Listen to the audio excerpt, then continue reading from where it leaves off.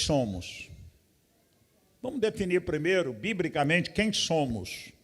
A resposta está em 1 Pedro 2, versos 9 e 10. Por isso que eu disse que é um texto que a gente já usou muito em outras ocasiões. 1 Pedro 2, 9 e 10. Quem somos está aí. Além de sermos embaixadores, filhos de Deus, templos do Espírito, vamos ver dentro desse texto o que o apóstolo Pedro, pelo Espírito de Deus, descreve o que somos. Está lá o texto. Mas vós sois. Então somos. Olha o verbo. Vós sois. Primeiro o Espírito Santo manda dizer para os irmãos que é muito mais importante ser do que fazer. É muito mais profundo ser do que ter. Tem muita gente fazendo sem ser.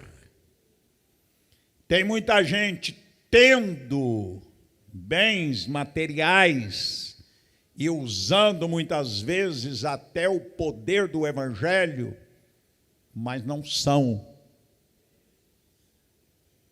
Ser precede o fazer. Ser precede o ter. Vida com Deus precede o serviço para Deus. Guarda isso. Vida com Deus é mais importante, precede, vem antes do trabalho para Deus. Tem muita gente trabalhando, fazendo, mas não são. Naquele dia muitos dirão: Senhor, Senhor, no teu nome profetizamos, no teu nome curamos, no teu nome expulsamos demônio, no teu nome fizemos muito movimento religioso. E Jesus vai dizer: foi ele próprio. E Jesus não brinca com palavras. E ele vai dizer para muitos que fizeram sem ser. Fizeram pela habilidade, pelo carisma. E como o Espírito de Deus é o Espírito de misericórdia e de socorro, muito serve de ponte. Prega a palavra e o Espírito de Deus graciosamente intervém, salva, liberta vidas. Mas muitas vezes, aquele homem, aquela mulher, com a vida irregular diante de Deus, muitos vão passar por ele como uma ponte. E naquele dia, se ele não se arrepender, ele vai ouvir o que Jesus disse. Isso é muito sério. Então, ser precede o fazer. Primeiro, nós precisamos ser íntimos do Senhor. Intimidade com o Senhor. Comunhão com o Senhor. Vida de santidade, de integridade. E aí sim, vamos fazer. Mas antes, pela graça dele, somos alguém reconhecido. Reconhecido nos céus e reconhecido no mundo das trevas. Deus sabe qual é o meu nome, o teu nome, o nosso nome. Lembra no capítulo 10 de Atos? Deus mandou um anjo e chamou aquele centurião pelo nome, Cornélio. Os céus nos conhecem. Mas o reino das trevas também nos conhece. Lá em Éfeso, capítulo 19 de Atos, quando Paulo começa aquela grande obra e a cidade é abalada pelo poder de Deus, e aqueles exorcistas ambulantes viram lá um endemoniado, chegaram e disseram: em nome de Jesus, que Paulo prega, saia demônio. O demônio disse: conheço Jesus e sei quem é Paulo. O diabo sabe quem sou, sabe quem você é, sabe quem somos. Então, o reino de Deus te conhece e o reino das trevas também te conhece. E sabe quem é quem e onde está a autoridade genuína delegada pelo Senhor. Então, queridos irmãos, vós sois, dê glória a Deus, porque nós somos. Somos o quê? Vós, porém, sois raça eleita. O que é que nós somos, então? O que somos? Em primeiro lugar, raça eleita. Raça eleita. Amém, irmãos?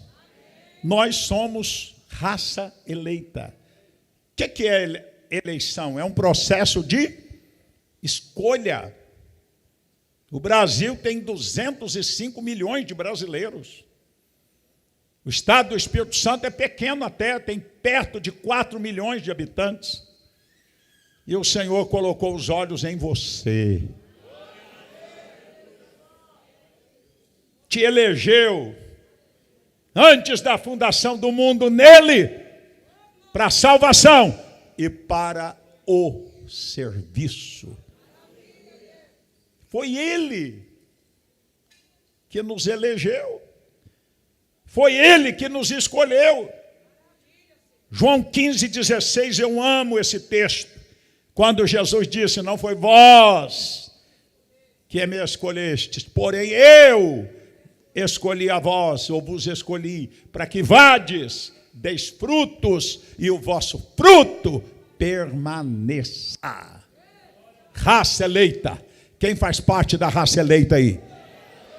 Quem somos? Em primeiro lugar, participantes da raça eleita. O que mais?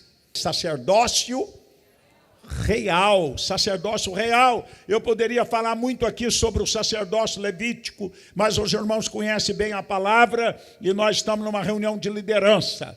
Mas nós pertencemos ao sacerdócio real.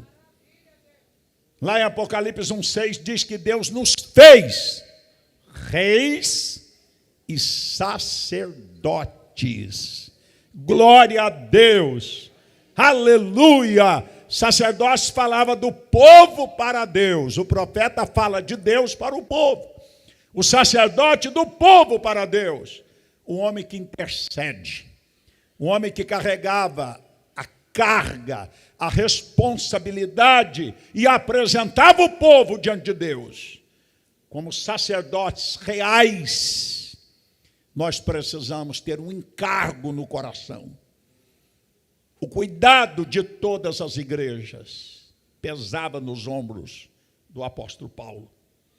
O cuidado de todas as igrejas, se tratando da nossa instituição, pesa muito sobre os meus ombros e deve pesar nos ombros de cada pastor de igreja local. Amém? Nós somos sacerdotes reais que leva, que intercede, que representa, que paga um preço na oração intercessória em favor do povo de Deus. Glória a Deus. Sacerdote real para queimar incenso. Mas não só para queimar incenso. Adoração é um dos fundamentos da igreja.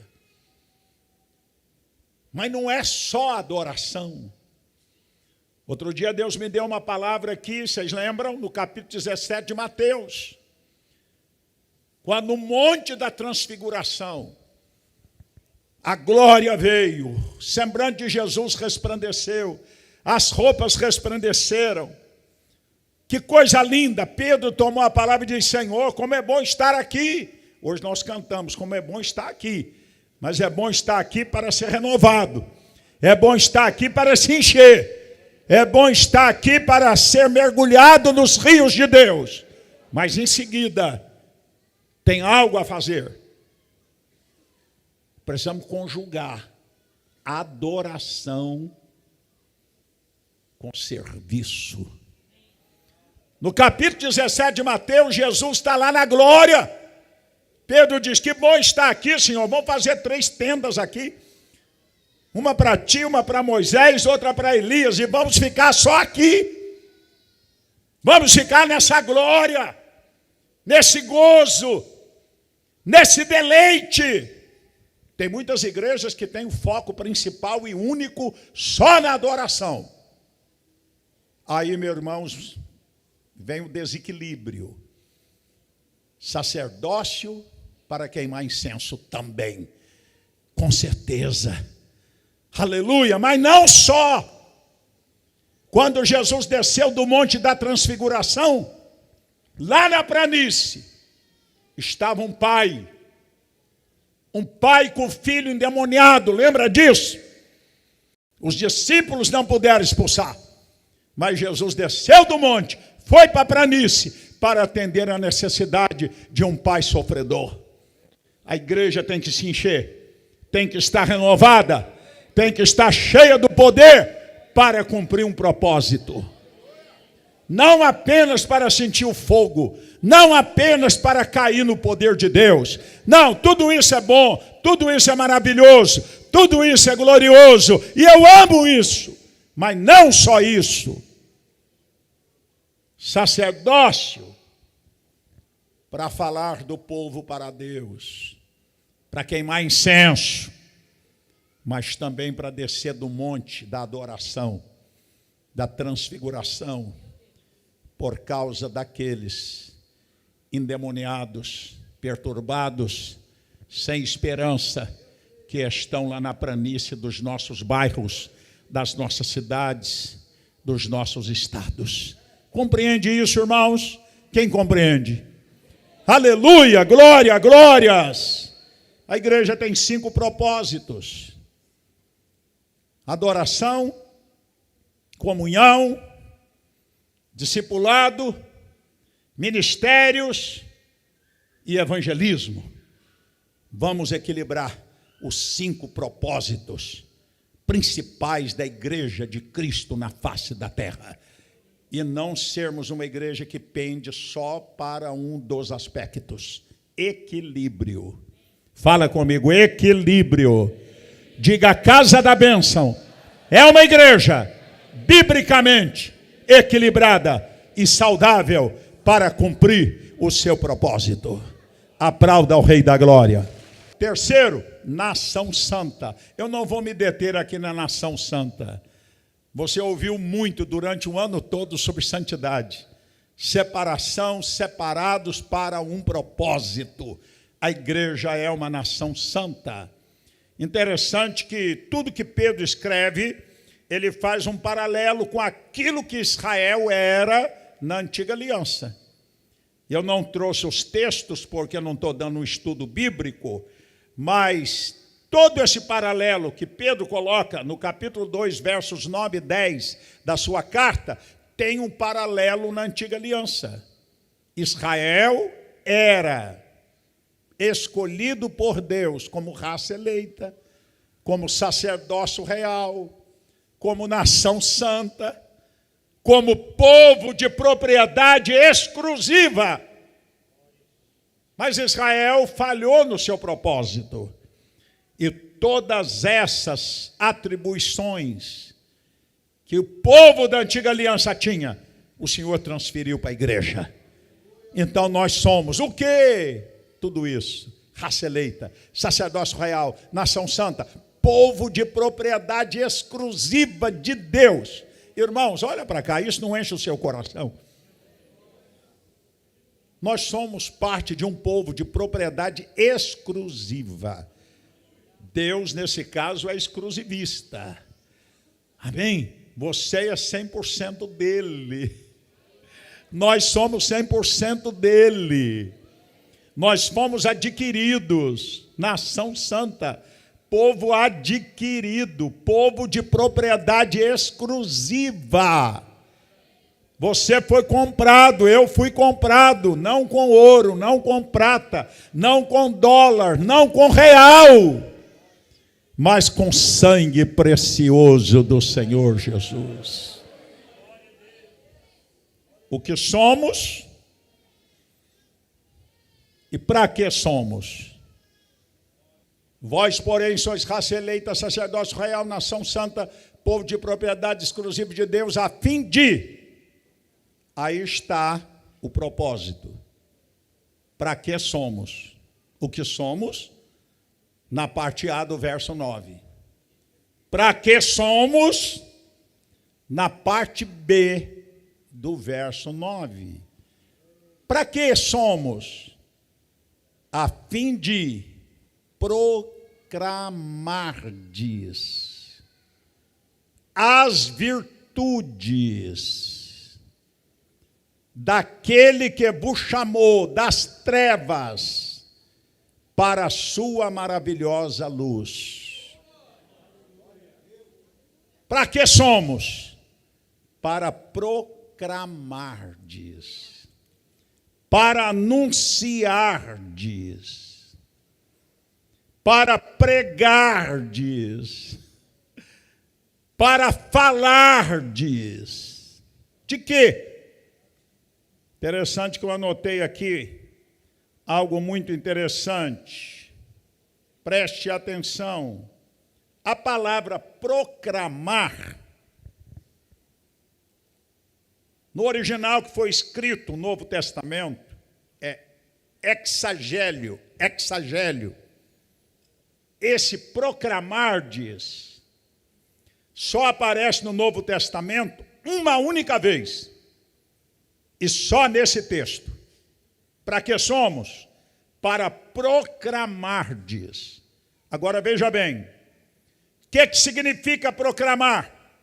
Significa publicar, declarar publicamente, anunciar, tornar amplamente conhecido para os de fora as virtudes de Deus. Então nós somos o que somos pela graça de Deus para proclamar, para falar, para compartilhar, para pregar. O quê? As virtudes. Olha para cá. Essa palavra virtude saltou aos meus olhos. Proclamar, falar, pregar as virtudes. O que significa a palavra virtude? Você já deu uma olhada? Já teve curiosidade de minuciar, olhar isso detalhadamente? Irmãos, a palavra virtude significa, é um adjetivo, tem a ver com adjetivos, qualidade. Virtudes tem a ver com qualidades de alguém ou de alguma coisa. Tem a ver com atributos. Tem a ver com excelência. Tem a ver com louvor. Então, nós somos igrejas, ou igreja no singular, para proclamar as virtudes daquele que nos chamou das trevas para a sua maravilhosa luz. E se virtude é qualidades, atributos de alguém ou de alguma coisa, quais são as virtudes daquele que nos chamou? Quais são as qualidades daquele que nos resgatou? O que somos e para que somos? Quais são as virtudes? A gente poderia numerar aqui dezenas delas, mas deixa eu te dar só algumas. A virtude principal daquele que nos chamou das trevas para a sua maravilhosa luz, o seu amor. Que virtude extraordinária do nosso Deus, do nosso Salvador. Anunciar o amor de Deus. O amor de Deus para com as pessoas. O amor de Deus para com aqueles que não o conhecem. É para isso que a igreja ainda está na terra, irmãos. Qual outra virtude? A graça. Uau! Que virtude tremenda do nosso Deus! É a graça. Favor que não merecemos. Tem que proclamar a graça dele. O amor dele.